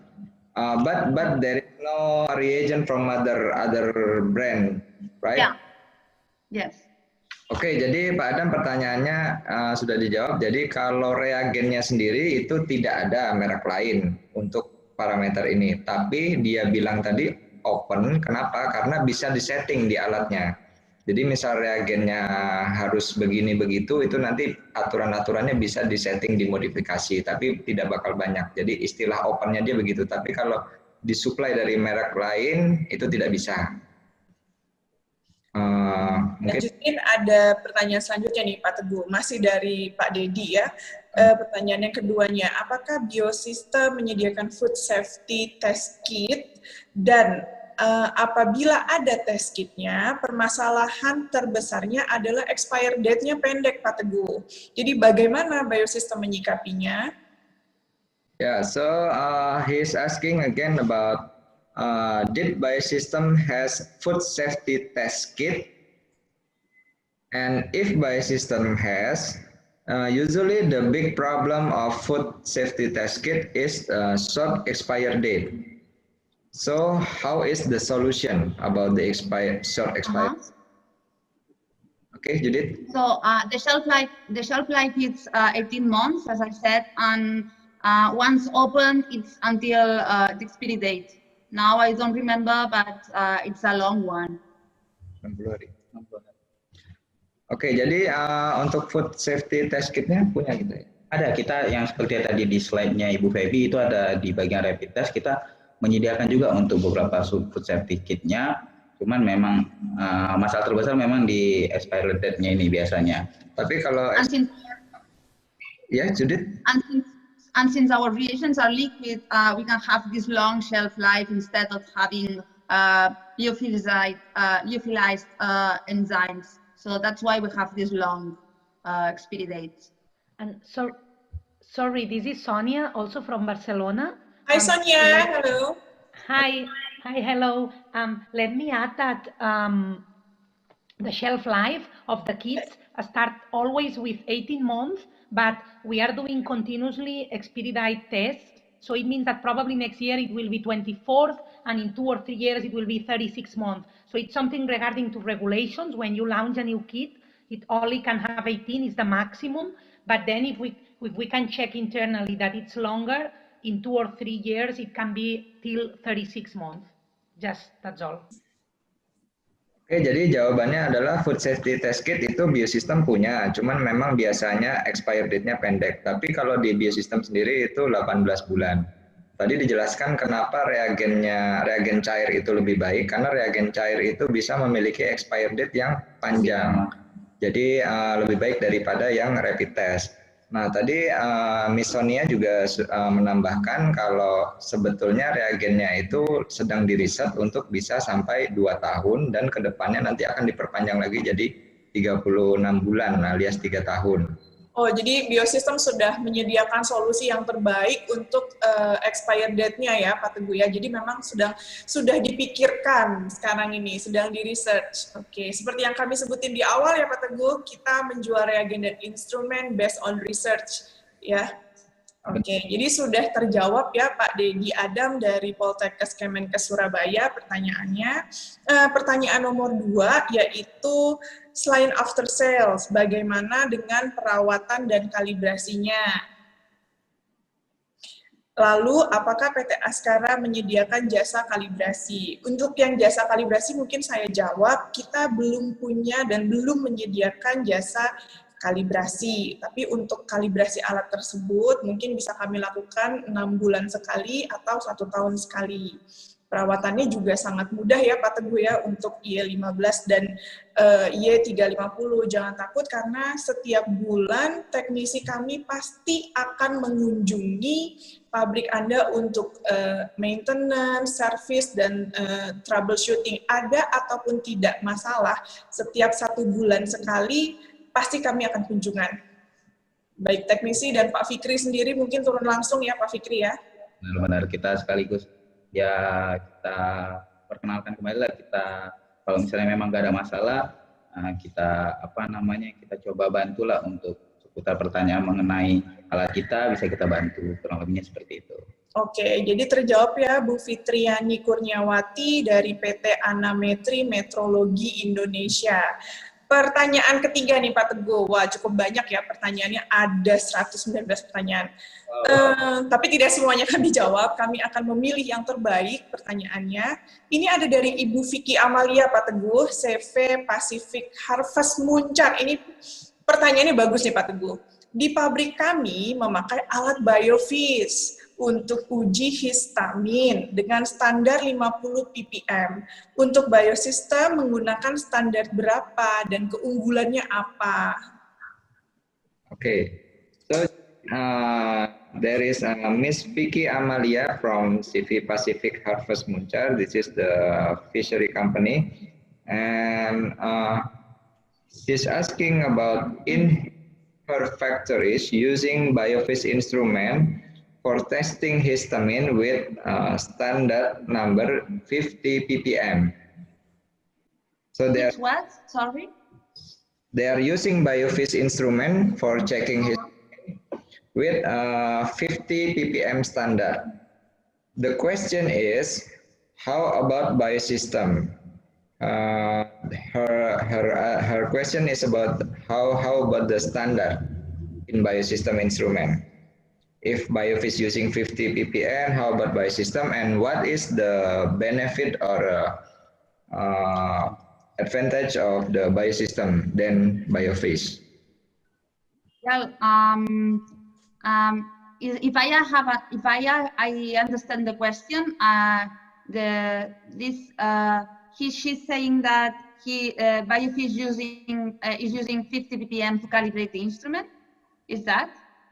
Standard 50 ppm, yes, standard.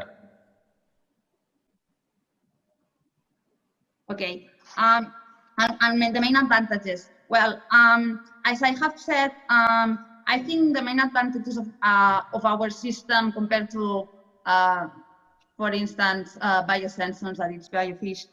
I think that biofish can only detect values. It can only say to you if the value is under or below 10 ppm. So we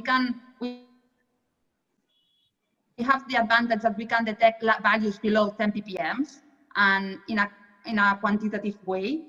Also, as I have said, biofish, you can test samples. You can only test samples one by one, so so as well the customer will know it. You need to be in front of the device and analyze one sample, wait for it, and analyze the other one. Rather than our method, we can send 72. We have 3 racks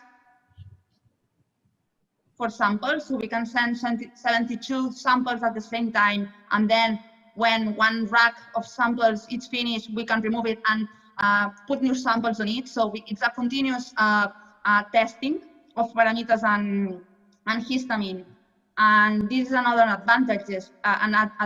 We can test other parameters in one sample. We can test histamine in one sample. Also, we can test at the same time sulfite in the same sample, and rather than biofish. You can test one parameter and one sample at the same time.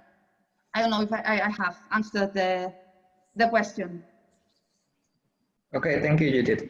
Jadi jawabannya tadi, kalau untuk biosystem sebetulnya bisa 10 sampai 200 ppm ya? Iya, untuk limitnya, limit pembacaannya bisa 10 sampai 200 ppm. Nah, kalaupun hasilnya di bawah 10 ppm, itu di biosystem kita bisa ngeluarin hasil. Termasuk lewat dari 200 juga bisa. Jadi, minus juga bisa, Pak Teguh? Ya, jadi di bawah 10 pun bisa, di atas 200 pun bisa. Itu kalau biosystem. Nah, tinggal nilai yang diinginkan itu kan 50, yang idealnya untuk produknya itu. Oke, lalu yang selanjutnya alat biofish itu bisa dibilang ngetes sampelnya itu satu-satu. Jadi harus ditungguin, masukin satu sampel, ditungguin sampai selesai, baru masukin satu sampel lagi. Nah, seperti itu. Sedangkan biosystem kita di situ kan ada raknya. Dari rak itu bisa kalau nggak salah sekitar 24 slot sampel, 24 slot sampel, dan rak itu ada 2. Seandainya rak itu misalnya 24 sampel sudah selesai, itu raknya bisa ditarik, ditaruh lagi satu rak baru lagi isinya 24. Jadi bisa 24 tambah 24 itu sudah 48 sampel. Di sebelahnya ada 2 rak reagen, bisa 20 reagen. Nah, jadi jumlah tesnya itu memang benar-benar bisa ratusan tes per jam. Kelebihan lain adalah biosystem bisa ngerunning satu sampel untuk meriksa langsung 2 atau lebih parameter. Jadi dalam hal ini bukannya satu sampel hanya satu histamin periksa, enggak, tapi kita naruh satu sampel, dari satu sampelnya bisa diperiksa 2 kali oleh alatnya, satu meriksa histaminnya, satu meriksa sulfitnya, itu bisa gitu loh. Bahkan parameter yang lain pun bisa. Benar. Mau dia 10 parameter, mau 15 parameter itu bisa. Gitu. Jadi kemudahannya dan kecepatannya itu yang bisa dibilang menjadi nilai kelebihan kita. Oke, udah terjawab ya pertanyaannya. Satu lagi nih Pak Teguh, ada Eni Lestari dari PT Nugen Bioscience Indonesia. Bioscience. Oke, tingkat presisi produk ini dari tingkat limit of detect-nya seperti apa Pak Teguh? Oke, jadi sedikit saya coba bantu untuk jawab. Juga di hampir setiap slide kita membahas mengenai limit of quantification kita. Untuk limit pembacaan metode kita itu di angka 10 ppm. Tetapi untuk apabila kadarnya memang di bawah dari 10 ppm tetap bisa kebaca. Hanya saja untuk limit dari pembacaan metodenya itu di angka 10 ppm. Dan untuk mencapai presisi ini kan hasil pembacaan pengulangan yang mendapatkan nilai hampir sama seperti itu. Jadi memang kita anjurkan untuk range-nya itu di angka 10 ppm untuk limit kuantifikasinya seperti itu. Oke, apabila produk yang diuji berupa campuran, Pak Fikri, atau terdapat zat tambahan, apakah perlu diperlakukan tambahan sebelum analisis? Sebenarnya ini kalau misalnya untuk produk perikanan, asalkan dia memang tidak, yang penting tadi kita pisahkan dulu untuk si minyaknya, misalnya ini ikan tuna kaleng, nah itu harus kita pisahkan dulu minyaknya. Tapi kalau misalnya memang dia hanya, biasanya kan untuk produk perikanan ada yang ditambahkan beberapa zat untuk mungkin daya simpannya, itu nggak masalah. Jadi tetap bisa kebaca si analit histaminnya ini tanpa perlu preparasi tambahan, cukup dengan prosedur yang tadi kita jelaskan. Jadi memang untuk sampel yang telah ditambahkan pun prosedurnya tetap sama, jadi tetap harus kita timbang sebanyak 5 gram, kita blender segala macam, dan nanti tinggal running di alatnya. Preparation-nya tetap sama ya Pak Fikri ya, tidak ada perbedaan. Ini ada pertanyaan lagi Pak Teguh dari Bapak Imam Hardiman. Pak Teguh, di sini disampaikan range pembacaan atau sensitivitasnya 10 sampai 200 ppm. Apabila memiliki sampel dengan cemaran di bawah 10 ppm, apakah instrumen akan membaca dengan negatif saja atau keluar angka? Sepertinya Pak Fikri bisa menjawab ya, cuman silakan Pak Teguh mungkin ditranslate dulu ke Bu Judith. Judith, there is one question from Mr. Imam Hardiman. In our explanation, the range of reading or sensitivity is about 10 until 200 ppm. If there is a sample with a pollution or interference under 10 ppm, is the instrument can read as negative only or display the number of interference that under 10 ppm? Yes, I have. As I have said in the explanation, we have established a limit of quantification of 10 ppm, but the limit of the real limit of detection is 1.43 ppm. So we can detect above 1.3 ppm. So if we have samples below 10 ppm, we will detect it as well. I have answered the question. Jadi memang sih untuk beberapa sampel yang misalnya di bawah 10 ppm kadarnya itu tetap bisa dibaca. Jadi enggak hasilnya negatif ataupun apabila memang di atas 200 itu hasilnya positif, enggak. Jadi dia memang tetap dapat hasilnya itu memang dapat nanti. Misalnya anggaplah sampelnya ini mengandung 2,8 ppm. Nanti akan di alatnya itu akan keluar konsentrasi histaminnya sebesar 2,8 ppm. Tetapi memang karena untuk limit kuantifikasi dari alat ini hanya 10 ppm. Tetapi kalau misalnya untuk ini kan ada dua nih yang berbeda, ada LOD, ada LOQ. Kalau misalnya LOD-nya ini kan limit dari si instrumennya sendiri. Jadi memang untuk limit dari instrumennya itu kita bisa sampai 1,43.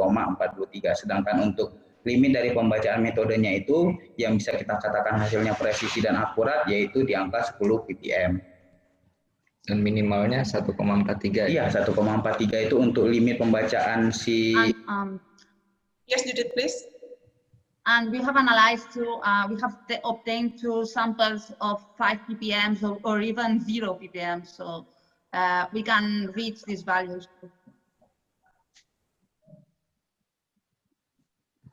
Jadi kita bisa membaca sampel memang bisa 5 ppm bisa, bahkan kata dia sebenarnya 0 pun bisa. Ya. Cuman yang disarankan sih 10.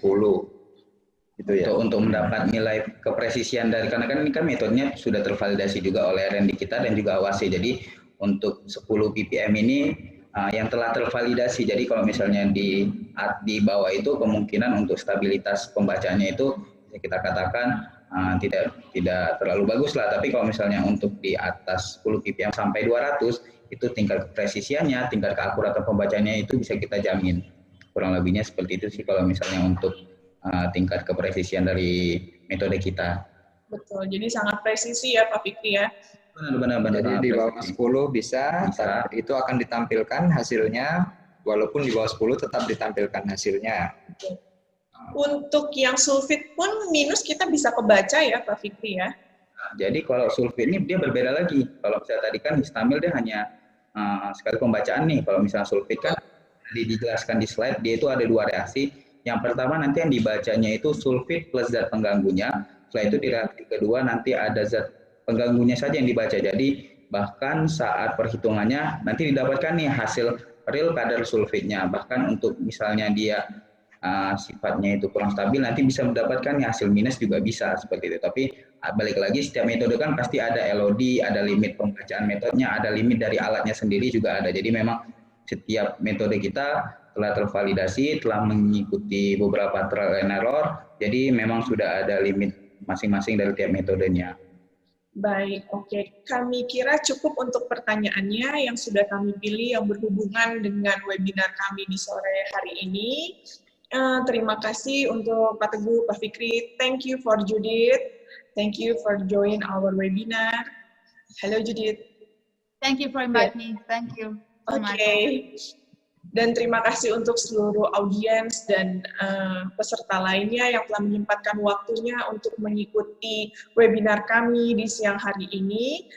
Untuk 3 pertanyaan terbaik nanti akan kami pilih dan akan kami umumkan, mungkin dibantu oleh Ibu Dewi ya, Ibu Dewi?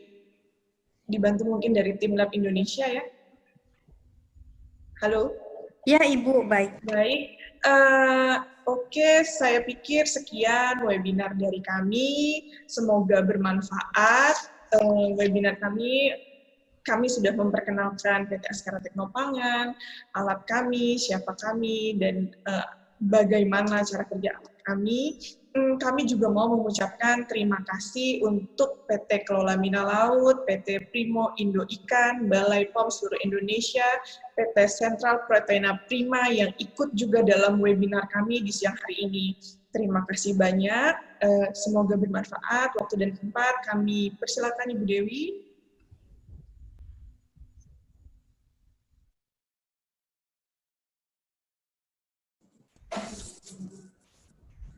Terima kasih Ibu Feby. Sesuai dengan informasi yang sudah kami sampaikan tadi, kami akan menginformasikan ketentuan untuk peserta webinar yang berkesempatan untuk mendapatkan hadiah menarik dari PT Askara Teknopangan, antara lain memberikan pertanyaan pada saat Q&A session, kemudian follow social media Lab Indonesia @labindonesia, Facebook Lab Indonesia, Lab Indonesia, Instagram PT Askara Teknopangan @foodquality.indonesia, YouTube PT Askara Teknopangan, ngulik @ngulikbiosystem. Batas waktu untuk mengikuti giveaway ini hanya sampai dengan tanggal 4 September 2020 pukul 12 siang. Kami akan mengumumkan 3 pemenangnya pada Instagram Story Lab Indonesia dan PT Askara Teknopangan pada tanggal 4 September 2020 pukul 16 sore. Hadiah akan dikirimkan langsung oleh PT Askara Teknopangan.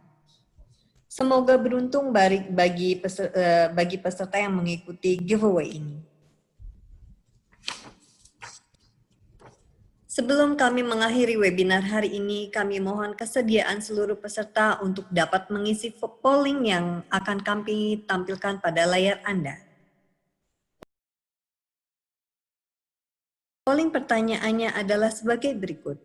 1. Apakah di perusahaan Anda selama ini telah melakukan pengujian kimia? 2. Apakah produk perusahaan Anda telah diekspor? 3. Apakah Anda menginginkan tim Askara untuk melakukan demo di perusahaan Anda?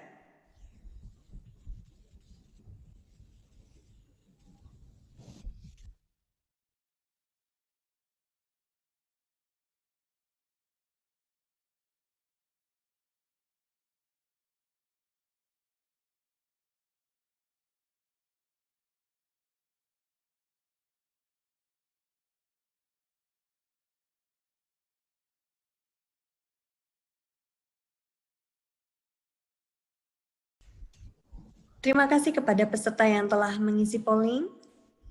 Kami informasikan kembali untuk follow sosial media kami untuk mengetahui update terbaru dari Industri Lab di Lab Indonesia Instagram @lab_Indonesia, Lab Indonesia Facebook @lab_Indonesia, dan website di www.labindonesia.com.